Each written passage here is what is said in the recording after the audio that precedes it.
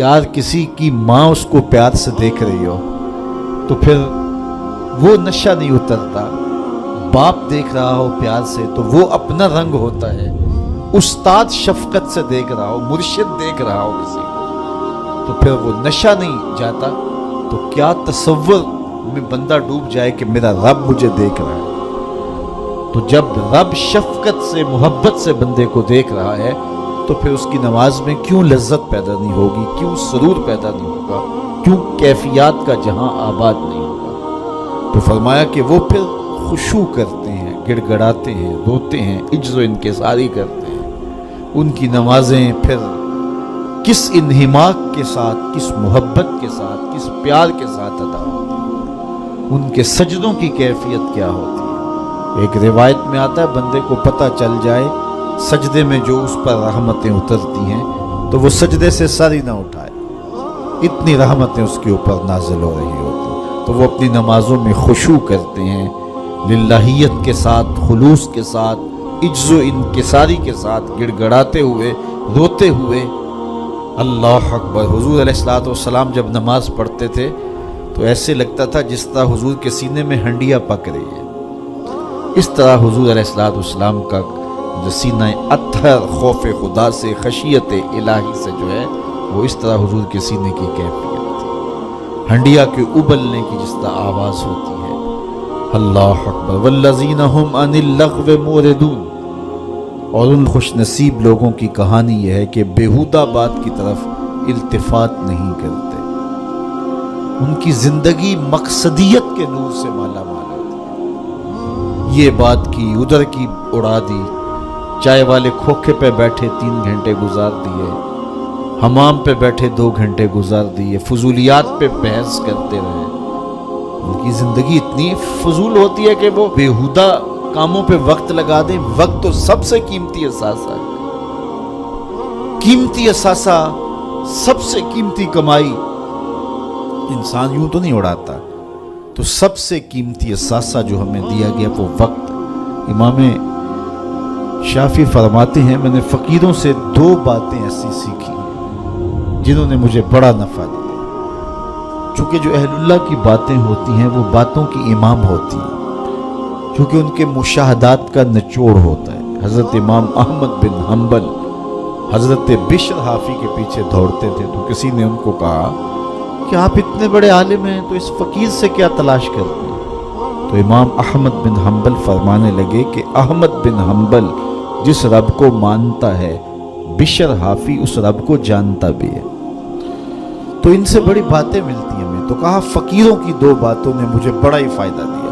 उनमें से एक बात ये, अल वक्तो सैफुन कातिउन, वक्त काट देने वाली तलवार है।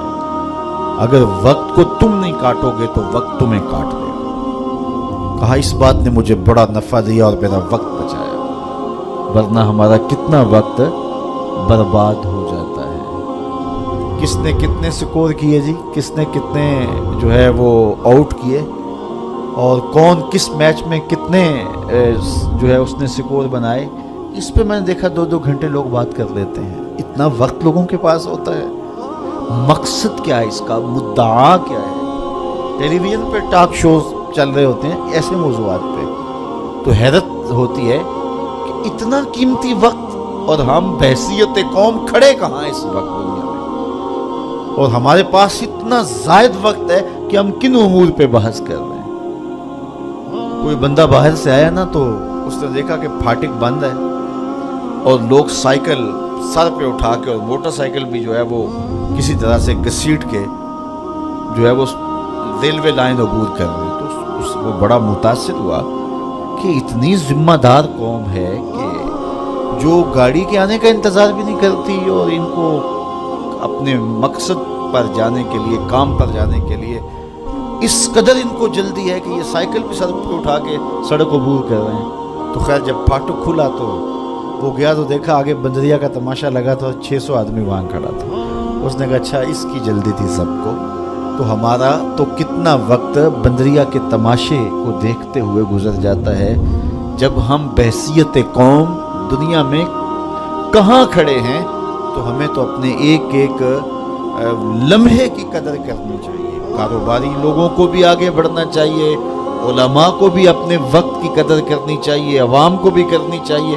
हमारे उलमा का भी हाल ऐसे ही है, ऐसे ऐसे मौज़ूआत पे गुफ्तगू करते हैं जो ना कौम की ज़रूरत होती है और ना उनकी ज़रूरत होती है, लेकिन बस वक्त है कि उनके पास इतना है कि 3-3 घंटे ऐसे ऐसे मौज़ूआत पे बात कर जाते हैं कि जिसकी कौम को किस तरह से ज़रूरत भी नहीं होती है। तो हम अपने वक्त को ज़ाया करते हैं जो सबसे कीमती एहसास है हमारे पास।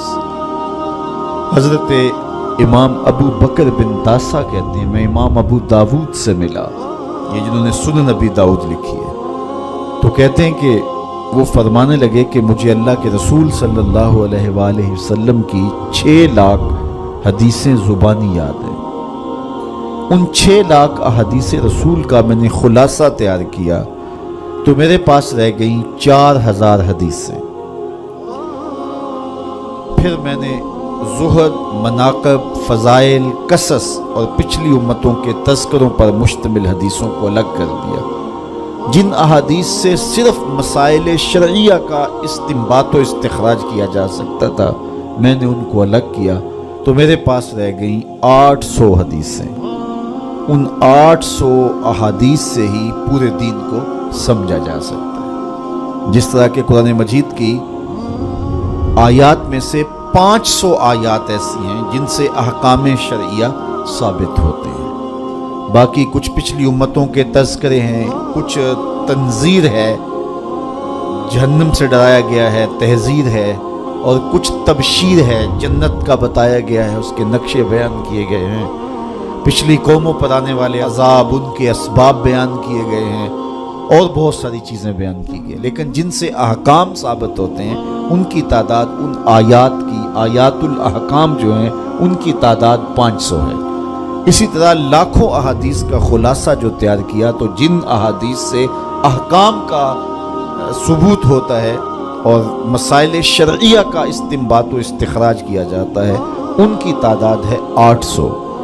तो हज़रत इमाम अबू दाऊद कहते हैं मैं उन 800 अहादीस का एक और खुलासा तैयार किया तो मेरे पास रह गई 4 हदीस, और उन 4 हदीसों के बारे में वो फरमाते हैं असासुल इस्लाम है, इस्लाम की जड़ हैं, इस्लाम की बुनियाद हैं। उनमें से एक हदीस ये है, मिन हुस्ने इस्लामिल मर्ए तर्कुहु माला यानी है, किसी शख्स के इस्लाम का हुस्न ये है कि वो हर बेमकसद काम को छोड़ देता है, तर्क कर देता है। तो जब बेमकसद कामों को हम छोड़ देंगे तो हमारे पास फिर वक्त का मसरफ बड़ा खूबसूरत होगा, लेकिन हमारा कितना वक्त बेमकसद कामों में गुजरता है। मेरे एक दोस्त कहते हैं ये जो हम मोबाइल सुनते हैं इसमें होर सुनाओ निकाल दें तो कितना वक्त बच जाता है। बात तो 1-आधे मिनट की होती है, वो कहते हैं होर सुना तो कितना वक्त इसमें हमारा बर्बाद हो जाता है।